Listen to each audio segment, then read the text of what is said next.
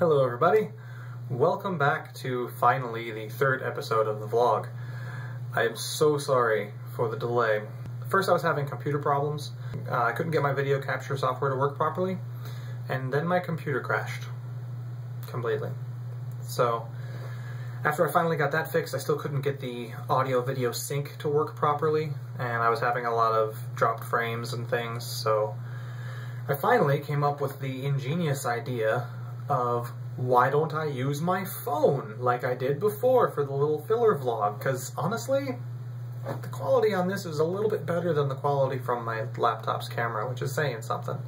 I'm not sure what it's saying, but it's saying something. So, yes, third episode. Now, I decided that in the first two, we didn't really talk about me much. Like, you guys don't really know much about me. So, I'm going to tell you a little bit about myself. So, my name is James. I'm from Raleigh, North Carolina. If any of you are international viewers, that is in the United States. As you can probably tell from my American accent. Of course, I could always talk like this if you prefer. Or I could talk like this as well. Those are probably the two best I have, though. So, British and Scottish. My favorite color is blue, as evidenced by my shirt. This shirt is related to one of the other things I was going to be telling you about today, some of my hobbies. I'm taking Taekwondo classes. I'm actually going to my class later today. That's what my shirt says, choose to lead Allen's Taekwondo. And the back has some more stuff on it. I don't remember what it actually says, but it's in red, which might not show up very well. I like video games, watching movies, and I love music. I think I mentioned it in one of my previous videos, but I was a music major in college, so I actually majored in voice, I majored in singing. I've listened to a lot of different styles of music. I'm actually a fan of many, many styles of music. My iPod has over 1,000 songs on it, and they're probably from 12 or 15 different genres of music. So, I listen to pretty much everything, anything that catches my fancy, really. I also do improv comedy. That's something that I do at two different places. There's a place in downtown Raleigh called Comedy Works. Comedy Works? No, Comedy Works. Go that way, I think. That place in downtown Raleigh called Comedy Works. You should check out their website. If you're ever in the Raleigh area on a Friday or a Saturday, and you want to go see a show, it's amazing. They are really good. We're all volunteer improvisers. Sadly, I haven't been in a show yet, but that's just because of my work schedule. I work at a Panera Bread, and I also work at an Applebee's restaurant. And working at Applebee's, to be able to make any good money, I have to work Friday and Saturday night, and that's the times of the shows at Comedy Works, so can't be in any shows right now. But I'm planning on changing that. Next month, in September, I'm planning on taking a couple of days off so I can be in shows. My interest in martial arts is not limited solely to Taekwondo. I love martial arts in all forms, and I also collect weapons. It's mostly swords and knives and other things like that, but I do have some other weapons. I have a bunch of different martial arts style weapons. I have a pair of tonfa, which, if you don't recognize what that is, have you seen the old style police batons that it's like you hold the handle here, and then there's like a long part going down your arm and a short part here. Kind of looks like this-ish. That's a tonfa. It was a martial arts weapon first, and then the police force said, ooh, this looks good. I don't actually know when the police force picked it up or how that happened, but I do know it was a martial arts weapon first. But I have a pair of tonfa, I have sai, which are the three-pronged things that the Ninja Turtle Raphael used. I have plenty of katana and swords, I have some stabs, a pair of nunchucks, I have a lot of different weapons. I'm a fan. I love weapons. I love learning how to use them. That's actually something else that I do on Thursdays, is I go out with a group of my friends and we spar, which sparring is practice fighting, for those who don't know. And we have padded practice weapons that we use, and padded gloves that we use those to protect ourselves. Yeah, the foam padding on the weapons is just pool noodle foam.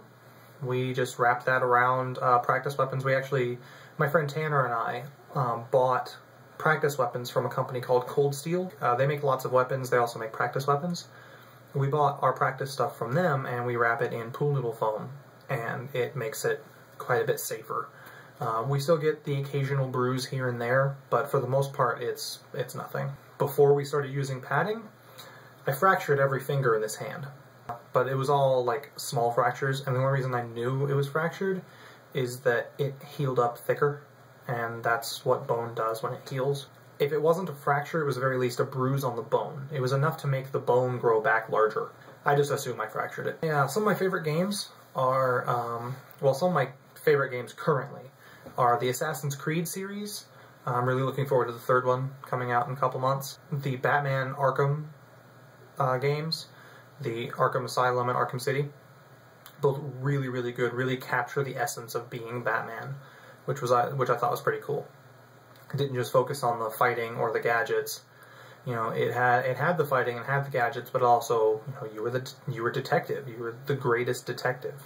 That's what Batman. A lot of people forget Batman is the world's greatest detective. He's a genius, and those games really capitalized on that. Also, the Elder Scrolls series, Morrowind, Oblivion, and Skyrim are the three most recent.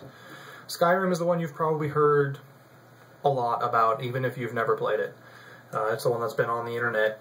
You know, there's been memes and things about that for, it's been nearly a year now since it came out, so there's been memes about it for a year or more since it was announced. I tend to play RPGs, which is role-playing games. You get cast into the role of one character, usually one character. Sometimes it's a group of characters, and there's leveling up. You know, as you get to higher levels, you can use better weapons, or you can upgrade what you currently have, stuff like that. Those are the games I tend to stick to. Books. I love reading. I actually have a book right next to me right now. It's my favorite color. Ooh, colors went weird back in there. Wow. My face turns all red when the blue book shows up. That's kind of amusing. Anyway, there's a good reason for it to be that color, though. It's Superman. I don't have the dust jacket on it right now because I don't like to read books with the dust jacket on them. I feel like I'm going to tear it or something like that. It's a book that I just got as a birthday present. My birthday was at the end of last month. It's all about Superman. And not just about Superman as the comic book character, but it starts with, like, how he was created by Jerry Siegel and Joe Shuster. And everything that they went through. Like, I'm on chapter 4, and they haven't even started covering, like, the details of Superman himself yet. You know, I mean, they've gone over some of it, but so far the first 3 chapters have been all about his creation and the times that it started up in and what other things were going on at the time. You know, with you know, World War II was starting just after Superman was created, because he was created in the early 30s, I believe. It just said, I don't remember. It was sometime in the 30s. Yeah, Superman was created in the early 30s, and World War II started just after that. You know, or I should say shortly after that. I don't do history very well. I don't even know when World War II happened, to be perfectly honest. I know it was 30s and 40s area, but I don't know nothing. I don't pay attention. I do know that it was going on in 1941, because I remember that that's when Pearl Harbor was attacked, I think. Sounds right. December something, 1941. I lived in Hawaii for 3 years, so that was kind of a big thing. Good segue from books, because I do love to read, and I read a lot of different books. I have 2 whole bookshelves that are full of books right now. That's not even tipping the iceberg of the books that I've read. That's just the books that I own. But I generally stick to sci-fi and fantasy. That's my usual genre. There are occasionally other books outside of that I'll read. Just depends on the book. Sherlock Holmes is a notable exception of my sci-fi fantasy. I love mystery books sometimes. I love Sherlock Holmes all the time, but I love mystery books sometimes. I have to be in the mood for them. The book that I showed you, Superman, the reason I have that is Superman is my favorite hero. I know I'm going to get a lot of you to go, what? When there's people like Batman out there, or Iron Man, or Deadpool, or something blah blah blah blah blah? Yes, I'm aware of all those other people. And they're all awesome, and the ones that I mentioned are all in my top 5. But Superman is my favorite, and Captain America is my second favorite. And I know a couple more of you are now like, Captain America, what? Okay, let me tell you why. The reason Superman and Captain America are my favorite heroes is that they are the ones most like me. or rather, they are the ones I am most like, personality-wise. I could absolutely see that if for some reason I was gifted with superpowers, I would probably end up becoming either Superman or Captain America. That kind of moral code. Because I would either be like Superman, who has the super high moral standards that, you know, won't kill anybody, tries not to hurt or endanger anybody if it's at all possible. I mean, notable exceptions are the villains, and even then he tries to stop them without injuring them, if he can. Then it comes down to a fight, and he has nothing else he can do about it.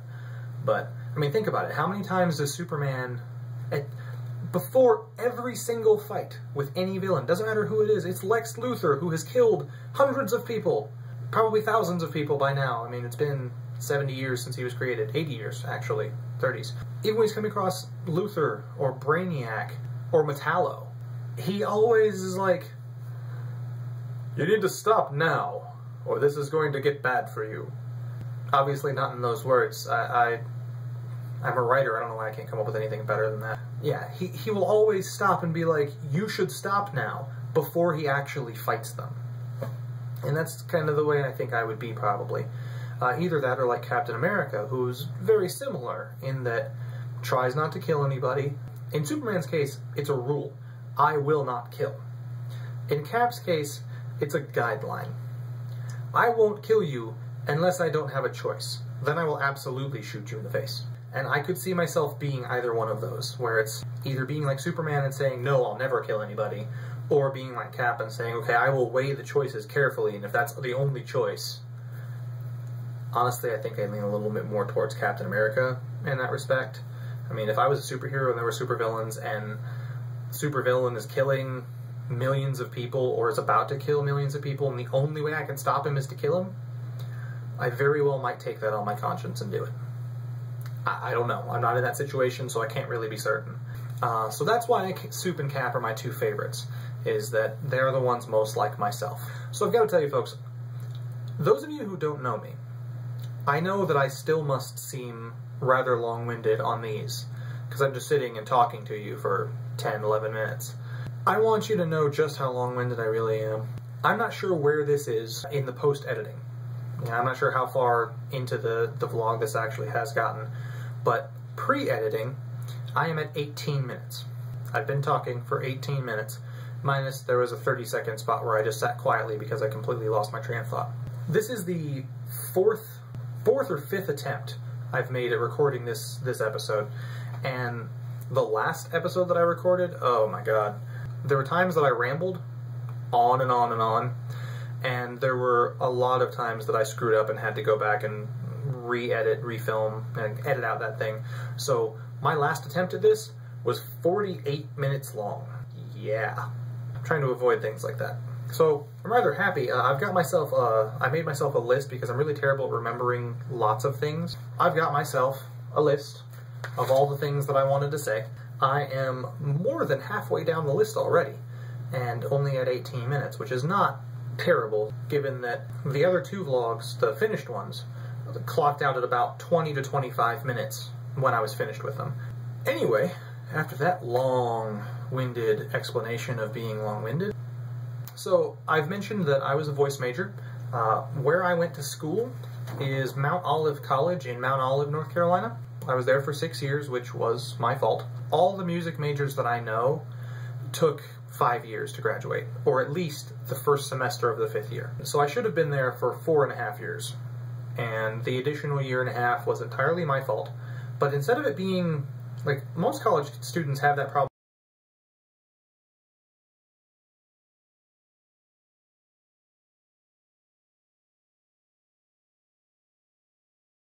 Third and fourth years was when I slacked off and had a bit of trouble, and then had to retake a couple of classes that kept me there the extra time. A good seg from Mount Olive College is going into my song of the day. So this is our song of the day. Wait, no, that's wrong. Song of the week. Our song of the week is one that I did for my senior recital, which, a senior recital, for those who don't know, is for your senior year, you do a performance, a solo performance. So If you're a piano major, you do a piano recital. You know, in my case, if you're a voice major, you do a voice recital. And so I sang, it was 8 or 9 songs, I think. This song is called Lydia, and it is in French. Given that it's in French, and I'm assuming that most of you don't speak French, I'm going to read the translation to you. Now, this translation is not a word-for-word translation. It is a paraphrase translation. It's put in the book in case you want to sing the song in English. It is an English version of this song that's got the same idea. Some of it translates more or less properly, but it's also made to rhyme and fit the meter and stuff. This comes out of a Schirmer book of Faure, who was a French composer. A translation of the song Lydia by Gabriel Faure. Lydia, on your cheek so glowing, on your throat so youthful and white, roll a glint with light coils of fluid gold, unbound and flowing. This day is bright with no eclipse. Soon the tomb brings eternal slumber. Then, like the dove, let your kisses without number sing on your blooming lips, on your blooming lips. A hidden flower, without cessation, breathes the sweet perfume of your heart. All delights from your being start, young deity, all fascination. I love you and die, oh joy and pain! I die and your kisses yet enthrall me. O Lydia, to life recall me, that in living I may die, and die again. If you couldn't quite get it from the translation, this is a love song to a woman named Lydia. So, without further ado, this is Lydia by Gabriel Faure. Lydia, sur tes roses joues, et sur ton coffret si blanc, roule étincelant, l'eau fluide que tu dénoues.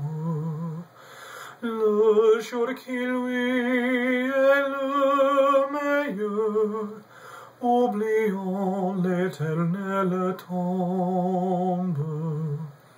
Laisse tes baisers de colombe, chanter sur ta lèvre en fleur, sur ta lèvre en fleur. Alice cachère pense sans cesse une odeur divine en ton sein. Les délices communescents sortent de toi, jeune déesse. Je t'aime et meurs, ô mes amours, mon âme, mon baiser me ravit. Oh Lydia, rends-moi la vie, que je puisse mourir. Mourir toujours.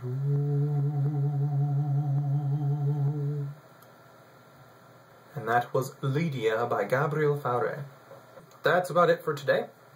The only thing left is very simple. Our topic of the week: what more would you like to know about me? Is there anything I didn't answer, or is there anything in particular I did answer and maybe you want a more detailed answer to? Anything about me, I will answer as honestly as I think that I can in a public forum. Just post something in the comments, or if you're my friend on Facebook, feel free to just put a message on my wall or something, or a private message to me, whatever you like, and I'll address those questions in the next video, which will be next week, hopefully. Alright, that's all for today, except for one more thing. I have to make a shout out to my most loyal fan. She is one of only 2 people who have actually subscribed to my channel. She told me in a letter since we don't get to see each other very much anymore because she lives in Asheville, which is a bit of a drive from Raleigh, that this is one way for her to see me, even if it's digitized, even if I can't actually respond to anything she says to me. It's one way for us to see each other. So this is my shout out to you, Elizabeth, my non-romantic soulmate. Hi, Liz. Mwah. Alright, that is all for today. Thanks again for watching, everybody. I'm sorry again for the delay, but shouldn't have that problem again. I'm going to get back into the habit of doing this. Have another one up for you next week. Thanks again, and for now, good night. I love you.